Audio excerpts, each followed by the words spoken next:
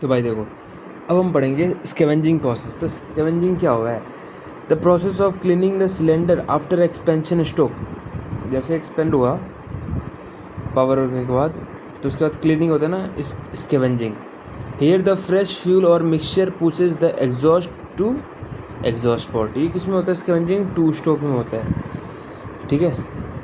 Scavenging process जो mainly होता है अपना टू स्टोक में होता है, तो क्योंकि इसमें अनब्यूल्ड फ्यूल रह जाते हैं थोड़े से, तो और अच्छे से क्लियरेंस करने के लिए इसका स्कैवेंजिंग रहता है। अब देखो,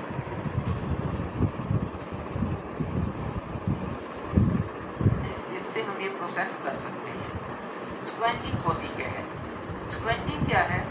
स्क्वेंजिंग है जो हमारी बर्न गैसेस होती हैं, जब हम किसी इंजन के अंदर फ्यूल को बर्न करते हैं, जब वो अच्छी तरह से बर्न हो जाता है तो उन बर्न गैसेस को बाहर निकालना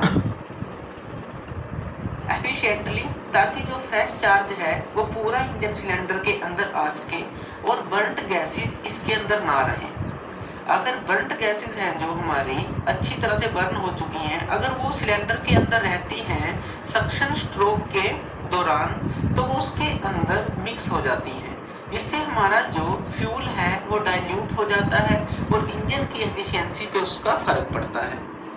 तो स्क्वेंजिंग प्रोसेस के थ्रू हम सारी बर्न गैसेस को बाहर निकालना चाहते हैं, ताकि जो फ्रेश चार्ज है बस वही सिलेंडर के अंदर हो सक्शन स्ट्रोक के दौरान, और सारी जो गैसेस हैं वो बाहर चली जाएं। तो वो हम किस तरह से कर सकते हैं? तो अलग अलग टाइप है हमारे पास कि हम किस तरह से स्क्वेंजिंग प्रोसेस को कर सकते हैं। जैसे हम टू स्ट्रोक इंजन का एग्जांपल लेते हैं। ये है टू स्ट्रोक इंजन। इसके जो मेन पार्ट हैं वो आप जानते हैं। ये सिलेंडर है जिसके अंदर हमारा जो फ्यूल है वो बर्न होगा। जो हमें मेन है, जो हमने मेन पार्ट लिए हैं इसके, जैसे ये पिस्टन है, इसके ऊपर ये क्राउन बनाया गया है, ये बड़ा, इसको हम क्राउन बोलते हैं, जो स्क्वेंजिंग में हेल्प करेगा। इसमें क्या होता है, टू स्ट्रोक के अंदर जो हमारा एग्जॉस्ट जो पोर्ट है ये वाला, और इसको हम बोलते हैं जो ट्रांसफर पोर्ट है, दोनों ओपन होते हैं एक टाइम पे। तो हमने यहाँ पिस्टन को एक क्राउन दिया है डिजाइनिंग करके, ताकि जब यहाँ से देखो बहुत तरीके से ना बनाया रखा होता है, ठीक है। तो ये है अपना, बोले तो ये कौन सा इसने बोला है, क्रॉस है ना, ये देखो, ये अलग डिज़ाइन से बनाया होता है। इसे उसने क्राउन बोला, ठीक है। ये पिस्टन है, ये क्राउन हो गया, ये इसे डिफ्लेक्ट होता है और ये फिर इधर से निकल जाता है, क्रॉस फ्लो स्कैवेंजिंग, ठीक है। यूनिफ्लो क्या होता है, ऊपर वॉल सा लगा रहता है, ठीक है। तो हाँ देखो दिखाता एंटर करे, जब बर्न गैसेस हो जाएं तो ये फ्यूल डायरेक्टली है, ताकि जो फ्रेश चार्ज है थोड़ा टाइम ले सिलेंडर में ऊपर से नीचे की तरफ आने में, ये डायरेक्टली यहाँ से यहाँ तक नहीं गया। तो टू स्ट्रोक इंजन में हम इस क्राउनिंग का यूज कर लेते हैं।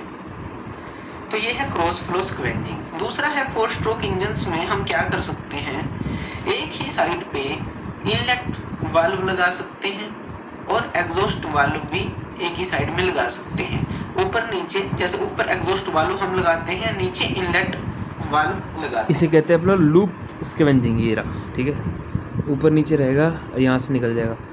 और फिर आता है अपना यूनिफ्लो, ठीक है। यूनिफ्लो उधर इधर भी होगा, इधर भी होगा, तो ये सबसे अच्छा होता है, ठीक है।